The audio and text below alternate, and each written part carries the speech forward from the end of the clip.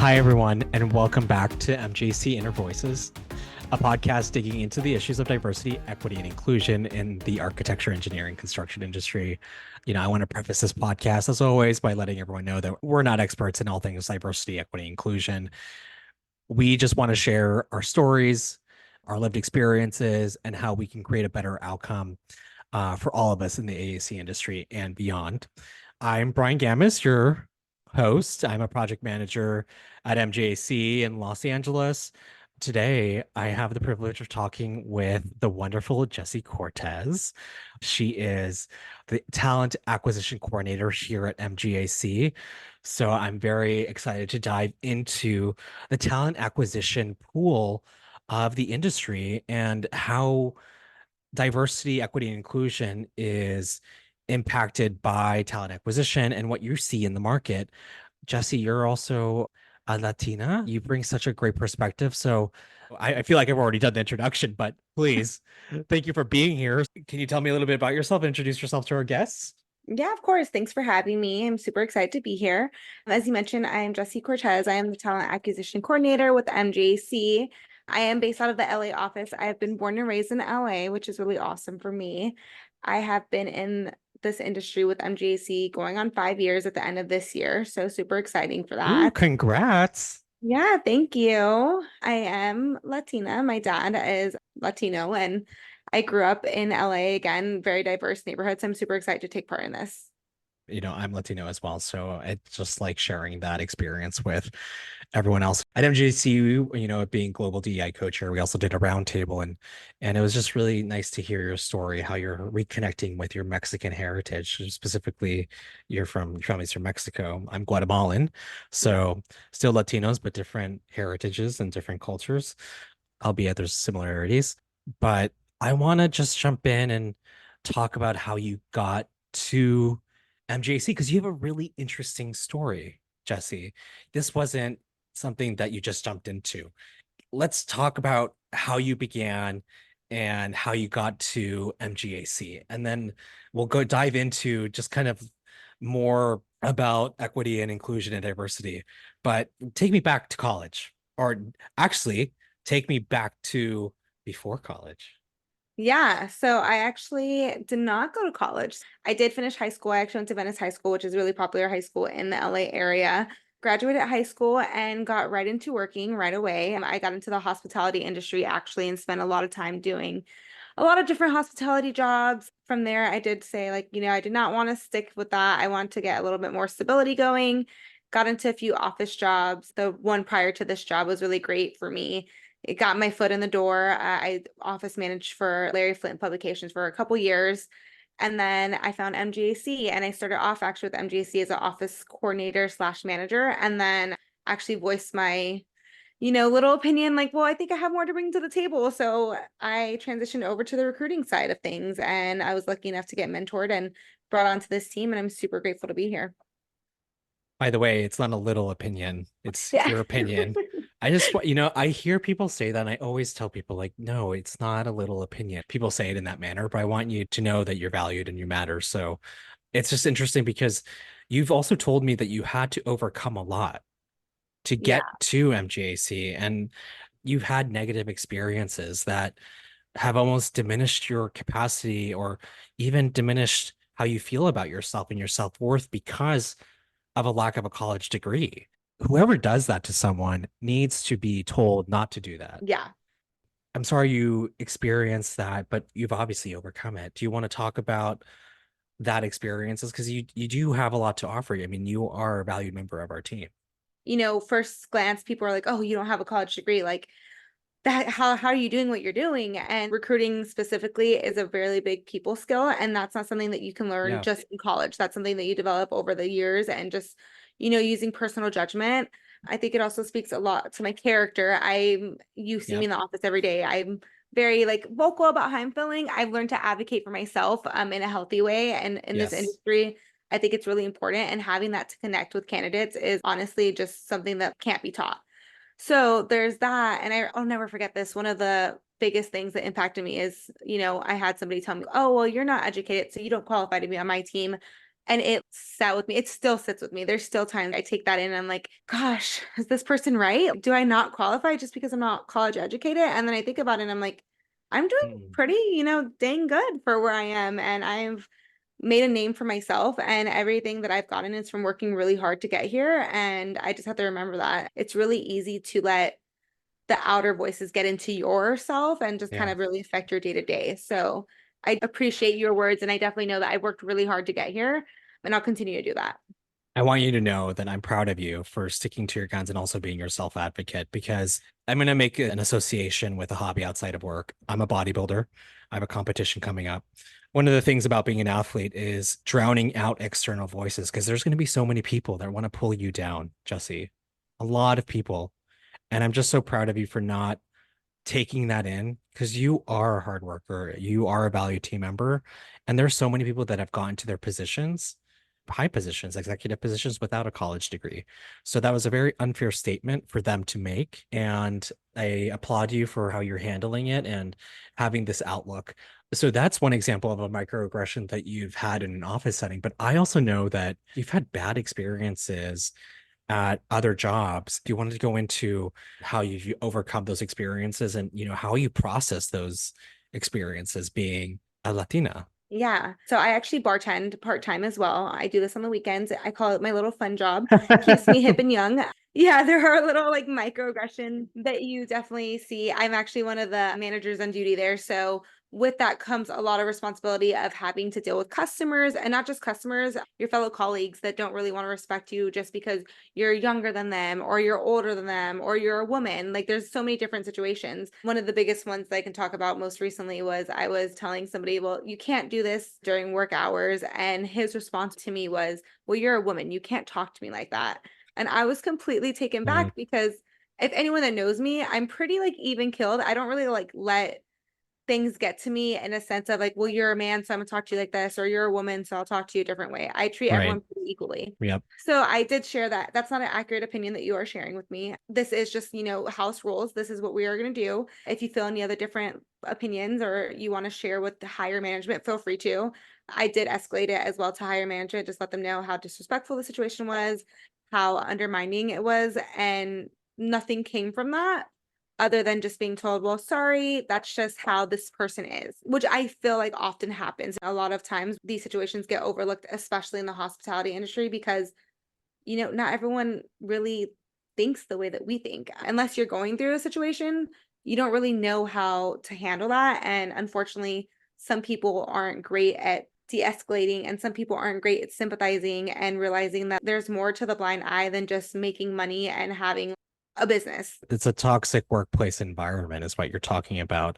Yes. It's a person above you that Mhm. clearly should not be in a position of management if they don't know how to handle people, because that's so disrespectful. Your gender has nothing to do with how you're managing your position, also the folks you're working with. It sounds like you really kept your cool, Jesse. Yeah, it's definitely something that I often find myself doing. But I think that also comes back to recruiting because, sometimes we talk to candidates and there's cultural differences when you talk to people. So being able to keep your cool and being able to understand and explain thoroughly, it's just like it's a full circle moment. I've really learned how to kind of handle any situation thrown at me. And I really appreciate like this is where I'm at right now. And it's made you a more professional person. Yes. You're very professional in the workplace. And granted, that person needs a lot of help, but whatever happened to that person? They are no longer with the company, actually. I would say probably about 6 months later, bigger situations actually arose and they got let go, which is really interesting because these little minor things that might not have been a big deal to higher management, they all kind of came to a crash and they got let go from the company. Well, I'm glad to hear that you're no longer dealing with that. Yeah, You said something with me previously that you don't think this behavior would never happen to a man, correct? right. Do you want to elaborate on that? Yeah, I mean, I've seen it in my day to day, just where men have a certain level of, I would say respect, but I don't even think it's respect. I think that the people who are treating me differently because I'm a woman lack so much respect that they don't even realize like they would never talk to a man like that because they know that they're a little bit more equal in like playing field. A man talking to a man in that tone, oh, well, a man's going to talk back to me like that. But a woman, what are we going to do? Well, we can talk to you equally. However, if you're not receptive to that, you're never going to think that we're equal. And I think that that's a huge part of the problem. How do you handle sexism in the workplace then? I think making the best out of not so great situations. I smile a lot. I take it in. I reflect a little bit and I say, you know what? This has nothing to do with me. All I can do is treat every single person the same way. You can talk to me a certain way, but I'm going to still treat you the exact same way I would if you didn't just make that comment to me. And I think that that is more powerful than how like closed-minded people can be. I'm sorry that you've dealt with this. It's to this day too, right, Jesse? It's Yeah. like I feel like you still face sexism, which is so awful. For me to hear that, obviously I will stand up for you. Yeah. Um, clearly, I'm that type of person that will say something because I think a lot of these men have never heard it, right? They're never told in a professional way. I say something. The culture is more important than whatever this person's opinion is. How has this impacted your career and how has this, as a recruiter to in talent acquisition, how do you support other women? Are you more empathetic when candidates come to you? How do you approach these situations? Are you asked these questions? How do you handle this, and like how has it changed your perspective? This is a very interesting conversation. Something I learned from somebody who mentored me as I kind of transitioned my career. The woman who mentored me always would give me like criticism and constructive criticism in a healthy way. And then she would always kind of ask, how do you feel about that? She would always follow it up with like, how are you doing? And that's something that I've taken to my day to day. So if there's a situation that's a little uncomfortable and you might not agree with a certain comment that somebody says, or you see a coworker who you can tell is like a little bit bothered by something, and I just always make sure to ask people like, how are you doing? And it's not just like a surface question. It's not just a, well, how are Yeah. you doing? Your projects are busy. Like, I hope that everything's good. No, I'm literally like, how are you doing? And You're they can being tell. genuine Yeah, they can tell I'm being and genuine. authentic.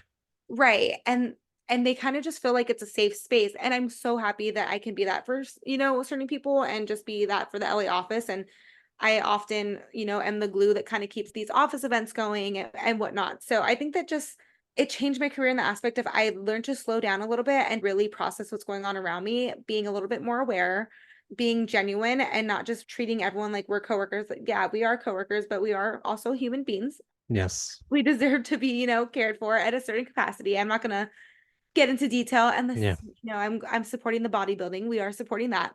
But I Thank think you. that that's been really helpful. And I think that just having a great mentor and somebody you can lean on, and also a great team, Yeah. having a great team and a company that you feel like supports you and you feel comfortable advocating for the things that you believe in is really important. Yeah, and I think we were able to do that here. So we hosted a DI roundtable for the West Coast and the East Coast. And I think it allowed us to see each other at a human level, not just Yeah. as a coworker level, right? We understood more of people's backgrounds, more of their personalities. So I agree with you. I think that culture is important. It also helps create a rapport between everyone. And I think that we're still creating that roadmap for the company. But I agree with you. I'm happy that you've been such a positive light in the LA office. Not every office experience is going to be the same. Have you ever had an environment where you didn't feel safe? And what steps did you take to remove those obstacles? I think that my last employer prior to MJC, there were situations where nobody wanted to speak up about anything. And there was just times where we knew we weren't getting treated correct and we knew that things were wrong, but what were we going to do? We didn't feel like we had a voice and we didn't feel like we had the support. So I kind of just learned to say, well, we can't change certain situations, but what we can change is how we act and how we react. That was when I was office managing and I had a team and I just kind of got my team all to be on the same page. And we made the best out of that situation, which I really appreciated because it made my time there great outside of the like toxic work culture. And then ultimately I ended up deciding to leave because I just didn't think it was enough for my life in that moment. I want to grow and I want to see what was out there. And that's when I came across MJC and just finding a company culture that really appreciates you and that's constantly growing, which I Yeah. really appreciate, especially like having this podcast and When I talk to people that I'm recruiting, I bring this up, and there's people who have brought it up before, like, oh, I follow MGAC's page. I've seen the podcast. I really appreciate the company It's nice to culture. hear. Yeah, it's really great. When we started this podcast, I never thought it would have the reach it did. And I still really just want to share people's experiences. Do you feel that you can be your true authentic self at MJC? And is MJC taking the right steps for a better workplace culture? Yes, I definitely think so. I am truly my authentic self every day in the office. I mean, you see, Yay. I know you are. I I think both of us are. yes, I am who I am. I wear my heart on my sleeve. If I'm having a rough day, you can literally see it on my face. I'm just not as smiley and as bubbly or talkative, but I still am there to show up and to be there for everybody. You And really are. I definitely think that MJC, especially with these roundtables that you've been coordinating, it was such a great experience to take part in that and kind of learning a little bit more about coworkers I might not have known a lot about. And it kind of gives you the reasoning behind who they are and how Yeah. they've gotten here. And it's just such a good outlook. And if anybody has any ideas or they're in a company and they're listening to this podcast and like, what can I do? I highly suggest having like a roundtable like that. It was just really informative and beneficial for us. I love that. Well, I hope companies do that. I don't want people caught up on the acronym of DEI. I think it's about more of the lived experiences and sharing that. And how do we help push everyone to the same end goal in terms of equity and inclusivity? That includes everyone in the entire spectrum, people with disabilities, genders, sexuality, and all that. So I appreciate what you're saying. Let's transition into onto the topic of the workplace. Have you ever had to adapt yourself in the workplace? What does that look like from your lens? Yeah, I think that I have definitely had to learn how to adapt myself. Being an office manager specifically, there's a lot of executives and, higher ups that you'll be able to interact with and talk to. And you need to adapt to not be so reactive because that is a huge thing in the workplace. So I've learned how to kind of adapt my personality a little bit in the sense of, okay, well, this person likes things done this way. Don't take it so personal. I know that they don't mean any harm towards me. That's just who they are. That's how they communicate. And that's totally fine. So I've definitely had to learn how to adapt with that. And I think that just working on my reactiveness, which is something that comes with age personally for me, I could say, has really helped me in my career. I think whenever I speak to you and your experiences, I don't think that I ever think of you in any way that's not professional, Jessie. So I applaud you again and commend you for that. We did talk about a time when you had issues with at networking events or career fairs. What happened? Career fairs. I've done two now with this company specifically. And it's interesting because I've always taken a couple people from the office with me, specifically on the project management side, to kind of give their experience. And it's something that I've noticed these students always go to the man that I bring with me. And I think that's so interesting because I was typically the one out there smiling and, oh, hey, have you heard of MGAC? And I was trying to engage, but I just noticed they gravitate towards the men. And I don't know what it is other than a little bit of sexism. They see a man and they see a woman and they automatically just want to talk to the man because they're successful. And, they're usually male students who do that, but they don't really know It's our interesting. backgrounds. This segues into the question of like the greater big picture of this type of behavior. What do you think it is? I definitely think it's just the lack of awareness to the blind eye. They just don't know what we have to bring to the table. You could put yourself and myself next to each other and they wouldn't know that, well, she's in recruiting and he's in, Right. project management. Like, how would you know that? You're just going to assume because you see a man and a woman that automatically the man is more successful. And I think that's something that we see in our day-to-day lives. I think people need to have more leadership and need to be mentors and advocates so that that history or that culture changes. Moving into advantages of diversity and inclusivity in the workplace, what does it bring to the table? And what have you seen with candidates when they're applying to MJAC and the hiring process? What does that look like now? I definitely think that something that comes up in a lot of conversations I have with candidates is they always bring up how important company culture is to them and team environment, which I think is really great. And then again, it ties back into DEI and provides that the value that we bring to the table. And then I always just direct them towards the MGAC website. And then they see like, oh, well, there's a actually executive team and there's women and men on that team, which is really great to see. I think that having women on the executive team means a lot, not only to me, but just company culture in general. Having that diversity is so important. I mean, it provides a unique perspective. It also helps underscore and emphasize the importance of having a diverse team at MGAC, right? I love that we have women on the executive board. We do have more that are being added as well. So I think we really provide that visibility. I one day hope that there will be a queer Latino somewhere out there, but I'm just going to manifest that and also work very hard for myself to do that. How about the hiring process, though, Jessie? How does that look like with the UI? So we typically start off with like a screening. We do a phone screen. This has no video to it at all. You just kind of get to know the candidate. You kind of get a feel for them. If they're a great candidate, you submit them forward. From there, we do highly encourage team interviews, which is really great, specifically because you get a feel for the team. You get a little bit more comfortable. And then on a lot of our teams, there's a ton of diversity. So having different people interviewing this one candidate speaks volumes and also shows that like as MJC as a whole, we really care about our candidates and we're taking the time to interview you. And I think we also do a really good job of making sure that it's the right fit, right? Absolutely. So that's something that we truly do value. Moving into the industry as a whole, we talk about DEI and we talk about the initiatives we have internally, but I like to ask this question: where do you see the industry in a decade? Where do you see yourself? And any last words that you would like to give people?